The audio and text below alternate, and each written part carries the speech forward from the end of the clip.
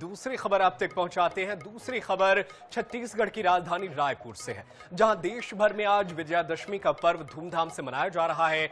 वहीं बीजेपी और कांग्रेस के बीच रावण और विभीषण को लेकर के जमकर सियासत शुरू हो गई है। जहां बीजेपी विधायक पुरंदर मिश्रा ने कांग्रेस को रावण बताते हुए पार्टी में विभीषण को होने की बात कही, तो वहीं दूसरी तरफ पीसीसी चीफ दीपक बैज ने बीजेपी को ही रावण बता दिया। रायपुर उत्तर विधायक पुरंदर मिश्रा ने कांग्रेस पर जमकर निशाना साधा। उन्होंने कांग्रेस को रावण बताया है। इसके साथ ही दशहरा पर्व पर कांग्रेस को बुराई छोड़ने की सलाह दी। उन्होंने कहा कि दशहरा का पर्व असत्य को सत्य की जीत में बदलता है। कांग्रेस झूठ पर झूठ बोलती है। रावण की तरह कांग्रेस के 10 सिर हैं। कांग्रेस के 10 सिर एक एक कर कटते जा रहे हैं। कांग्रेस में सभी रावण हैं, एक विभीषण है। वहीं पुरंदर मिश्रा के बयान पर पीसीसी चीफ दीपक बैज ने पलटवार किया है और उन्होंने पलटवार करते हुए कहा कि रावण कौन है, विभीषण कौन है, वक्त बताएगा। बीजेपी में विभीषण की कमी नहीं है। रावण पूरी पार्टी है। रावण के रूप में ही बीजेपी काम कर रही है और अगले चुनाव में असत्य पर सत्य की जीत होगी।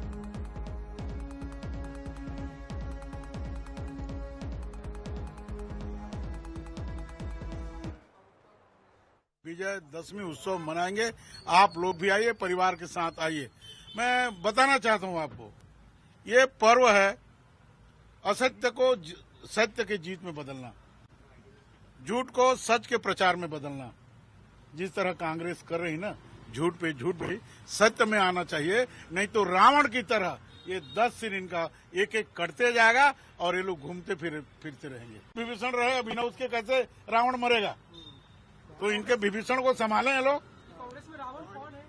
सभी लोग हैं, 10 सिर इसीलिए है।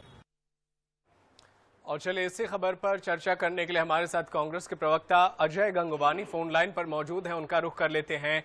गंगवानी जी, क्या कहेंगे? पुरंदर मिश्रा कह रहे हैं कि एक एक सिर जो है वो कटता जाएगा, रावण की तरह आप लोग झूठ बोलते हैं, क्या कहेंगे आप? देखिए, मुझे तो ऐसा लग रहा है कि पुरंदर मिश्रा जी मानसिक संक्रमण के दौर से गुजर रहे हैं। लगातार यहाँ पे जो मंत्रिमंडल का विस्तार हो रहा था, मीडिया के माध्यम से जानकारी मिली थी कि पुरंदर मिश्रा जी को पूरी उम्मीद थी कि मंत्री पद में मौका मिलेगा, लेकिन लगातार देखिए, मैं पिछले 5 दिनों से उनके बयान सुन रहा हूँ। लगातार इस प्रकार के वादास्पद और मानसिक संक्रमण के बयान दे रहे हैं जो किसी प्रकार से उचित नहीं है। पुरंदर मिश्रा जी को ये बताना चाहिए कि उनकी भारतीय जनता पार्टी के जितने वरिष्ठ नेता थे उनको सबको साइलेंट कर दिया गया। क्या ये मानते हैं कि अपने जो रावण के सिर थे उसको खुद ही काटने का दुष्प्रयास कर रहे हैं? और इनको बताना चाहिए कि भारतीय जनता पार्टी की विभीषण कौन है। पर अजय जी सवाल तो ये भी है ना कि आपके सिपह सालार हैं दीपक बैज, वो कह रहे हैं कि बीजेपी में विभीषण की कमी नहीं है, रावण पूरी पार्टी है। वो किस चश्मे से देख ले रहे हैं?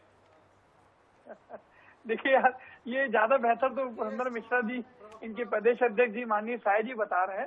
देखिए, पूरा मंत्रिमंडल या सारा जो हम देख रहे हैं, लगातार वरिष्ठ नेता साइलेंट है। रिमोट कंट्रोल की सरकार चल रही है, कठपुतली की सरकार चल रही है। आज आरएसएस का स्थापना दिवस भी है। तो बड़े बड़े जो दावे तो लगातार इनके द्वारा किए जाते हैं, जिनका लिखित कोई संविधान है, न कोई उनका रजिस्ट्रेशन है, न उनके आय व्यय का ब्यौरा है, न वो पैन कार्ड है, न कोई उसका डिटेल दे रहे हैं। तो ये जो जिस प्रकार से राजनीतिक पाखंड है वो दिख रहा है कि आप बड़े बड़े दावे तो कर रहे हैं और ये घमंड और अहंकार। ठीक है गंगवानी जी आप बने रहिए। हमारे साथ केएस चौहान बीजेपी प्रवक्ता जुड़े हुए हैं, उनका रुख कर लेते हैं। केएस चौहान जी, कम से कम राजनीति में तो रावण को, विभीषण को मत घसीटिए। अब आपको ये जब कह रहे हैं आप कांग्रेस में सभी रावण हैं, एक भी विभीषण है, तो खुलकर बता दीजिए किसको किसको रावण कह रहे हैं और कौन उधर विभीषण बैठे हैं? जिसका हक खाया गया था 2.5 साल के बाद जिसको सत्ता देनी थी, जिससे कमिटमेंट किया गया था और उसका कमिटमेंट पूरा नहीं किया गया, और वो सत्य के कभी कभी बीच में सत्य बोल देते हैं और बताते हैं और उनका हक खाया जाता है, उनको बेइज्जत किया जाता है, उनको अपने परिवार का हिस्सा नहीं माना जाता है, उनकी बात कर रहे हैं हम। और उसके बाद रावण क्यों ना बोले इनको? रावण जो था वो अपने अहंकार के कारण अपने देश और प्रदेश को दांव पे लगा दिया था, अपनी जनता को दांव पे लगा दिया था। हम उनको रावण क्यों ना बोले जो लेकिन इस तरीके की बातें करनी भी तो एक अहंकार होती है, ये मत भूलिए। जनता 5 साल में बदल भी देती है। तो एकदम सही बोला। हम तो सिस्टम की बात कर रहे हैं, सिर्फ सिस्टम की बात कर रहे हैं जो ऐसे काम करता है उसको जनता सबक सिखाती है।